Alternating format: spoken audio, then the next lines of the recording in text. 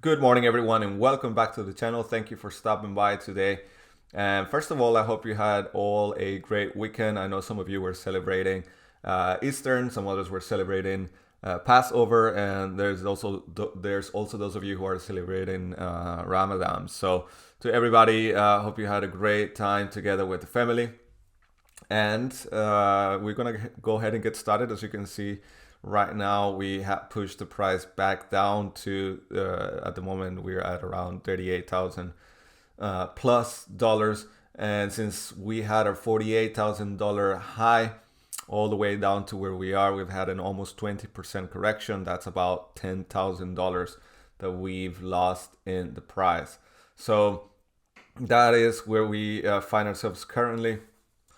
Now, for those of you who follow the channel and watch our daily videos, you know this already was something that we've been discussing here in the previous videos that we posted. I mentioned that that probability for Bitcoin to have another correction or to continue falling was definitely there. So hopefully you guys have been watching those videos and paying attention. From those videos, you also know that $38,000 is a very important price level that right now has to hold support for Bitcoin. We, of course, have been testing that all the way back here on August last year. And at the moment, we've been using this line already as good support and resistance, of course. But we've been very close to this line already for a while. And also worthy of mentioning here is that we remain above our uptrend line here. So hopefully, of course, and so long as we stay above this, and this is in quotation marks, then everything is still okay, again in quotation marks. But this line has to hold. So right now, if the price goes quickly down here and it breaks down, then the next stop could be around $35,000. Hopefully, if that happens, then the price recovers quickly, and then we have a strong candle or wick like the ones that we have here to the left, and that's what we want to see if we were to break through this line. Of course, what we want to see is a bounce from here, or at the very least that at around again $35,000. From there, we'll bounce back into this area. One problem that we still have here on the daily as well is that all of our EMA lines are now above us. We're talking about the 13 EMA, the 20, the 50, the 100, and even the 200 EMA lines are all above us. And this is, of course, a big problem because that means right now all of them are of strong resistance for the price to move up.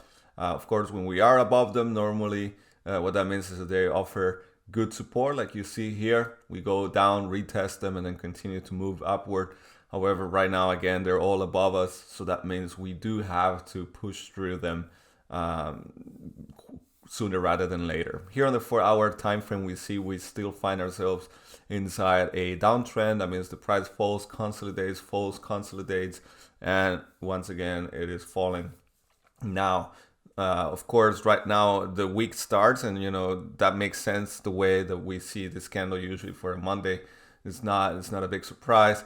But the difference here is that not all markets are open. There are some in Europe that are still closed. So that means for the market makers, it is very easy to influence right now the market, because there's a lot less resistance than they would normally encounter if all of the different exchanges around the world were in business. So we have to also keep that in consideration for today. Now let's continue to move downward in the time frames, looking at the 1-hour chart right now, where you see previously we were above the 100 EMA line, but right now over and over again, as you can see here, this indicator has been rejecting the price. Last time it was here, where of course we bounced from this previous low over here, then we fell in the price, had a bit of a smaller bounce, but that wasn't anything to go home crying about. So you can see the price went way lower. We took out these two previous lows, and right now the name of the game for Bitcoin is to, at the very least, and that it's just the hope that we create a V formation here that could bring the price back into the previous level, the price level, and that of course our support line down here holds. Now let's go over and get on the screen the index here. So let's get the Nasdaq futures chart on the screen, and there's also, let's go ahead and bring up the Bitcoin chart so that we can have the comparison side by side, so you guys can have a look and see. Yep, let's set this up correctly here. Then let's go to crypto and have the Bitcoin price or the Bitcoin chart over here on the left. And so you can see here, of course, at 12 p.m. Or 12 in the morning rather, the price almost instantly, and we're looking at the 15-minute chart here for both the markets, the futures market opens, there's an immediate drop in the price, whereas Bitcoin also imitates the drop, but Bitcoin did take a little bit of consolidation and was holding to the price for a bit longer than the traditional markets were. But you can see that regardless of that, the Nasdaq falls, the Nasdaq futures falls, and Bitcoin follows the same pattern. So hopefully the traditional markets have found a bottom. Down here you can see at 0 hours, that's when we had another drop in the value, not just for the traditional but also for the cryptocurrencies, where, you know, we did have around like 30 minutes later a bit of a recovery, but then again another huge drop. And actually at 2 in the morning, that's when we started seeing more of a recovery here. You can see that so far there hasn't been any further drop after the opening. So hopefully this was it, and this was just a liquidation hunting candle, you know, created again by the market makers. I'd be interested to know, of course, what you guys think, if that's what that is. And right now we just have to wait and see, of course. Another point to make here is that hopefully the traditional markets don't move as quickly, because right now Bitcoin doesn't react in the same speed that they do. And so that means if the traditional markets were to climb and then drop in a rapid fashion, then Bitcoin would just basically drop from here. And we do have to wait and see if at some point there's this separation as far as behaviors go between what happens with Bitcoin and then traditional markets. I'd be interested to hear from you guys also in the comments what you think. Then we have here the liquidation, which of course is no surprise to any of us. On the 15-minute time frame, we see one here at 6 in the morning for 18 million, and then 15 minutes later another $11.3 million being liquidated. So this is again this game that the market makers keep playing. And so if you're in the market, make sure that you're very careful. If you have leverage trading, make sure that your leverage is very small and that you take profit as soon as you get profit, and that you don't take a big risk, because right now it's just not worth the risk. So keep that in mind. Now let's go and have a look at the fear and greed index. We have 24 points, and as you can see here, then we still are in that range, 20 to 30 points. We haven't been able this since last year to actually go into the 70 and 80 point range. As you can see over here, we have two examples of that, and we actually remain in that area for some weeks. Whereas right now, I mean, we did have this spike over here, and you can see it immediately falling back down. So right now the market structure is a different one, of course. Now regarding the news, there is Crypto Europa has written an open letter to the EU government at large, talking about, you know, some of the regulations that the government is mentioning or thinking about implementing. Then Ethereum has to pay some fines for $100,000, and it's going to be supervised for the next 3 years. And then the for Ethereum as well, the proof of stake has been moved again to a later date, which, you know, these things keep happening. Everything that is important regarding Ethereum is always pushed down the timeline. So anytime that I hear that they're going to talk about it later or whatever, I just don't buy it. Then Kathy Wood has left her investments in PayPal, and she's going to be moving some of that into cryptocurrencies.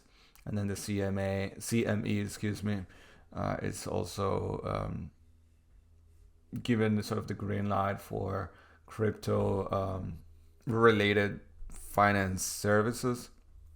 But, you know, here really the only thing that we have to see is that maybe the ETF, once that gets approved, if it does get approved, that's, I think, in my opinion, the one thing that could bring us back to our bull run 2.0. That, and of course the decoupling of the traditional markets and the digital markets. Let me know, of course, in the comments what you think. Now let's go and look at Ethereum. You see that we've broken through the $3,000 price level, and now we've fallen beyond that. Here, of course, that means we are once again back inside or below our downtrend line over here. You see that 3 times we tested that. We were able to break through it, and then our 100 EMA line pushed the price back down and brought us back into this downtrend line. So right now, interesting is $2,815 that level holds. You can see this level also has very strong or it has some support from previous days and months and weeks. So that will be the first stop where we have to pay attention and see if Ethereum manages to bounce from there, if the price continues to fall. Of course, if Bitcoin pushes, you know, because Bitcoin drops, then the next level is around 2,500 US dollars. And this is very, very important because at this level is where, and this is not financial advice, of course, to anyone, but that's where I would be willing to come in and buy more Ethereum if you know, we were to fall again. So here, it's very interesting because, of course, if we look at here the different altcoins, you know, and somebody mentioned this a couple of weeks ago, saying, "Oh, we're finally coming into the altcoin season," and I kept saying, you know, in my live streams and also in other videos, is that, yeah, okay, sometimes they do perform better, but as a whole, it is still not, or I didn't think it was plausible that we were entering into an altcoin season. I mean, you see here, again, Bitcoin drops, and even Luna, for example, that was performing very well. You see from the previous all-time high up until now, we've had about 37% drop, excuse me, in the value. So right now, it doesn't really matter what kind of support you may have for the different altcoins, or what kind of resistance, or, you know, what kind of structures you find as far as patterns and so on. Right now, when Bitcoin falls, the altcoins are just, you know, falling even lower, even harder. So very, very careful, you know, when you come into the market, you know, to buy any of these altcoins. Obviously, for the whole portfolio, it's always a good investment, but not right now if you're into trading, you know, on the daily, for example, or weekly.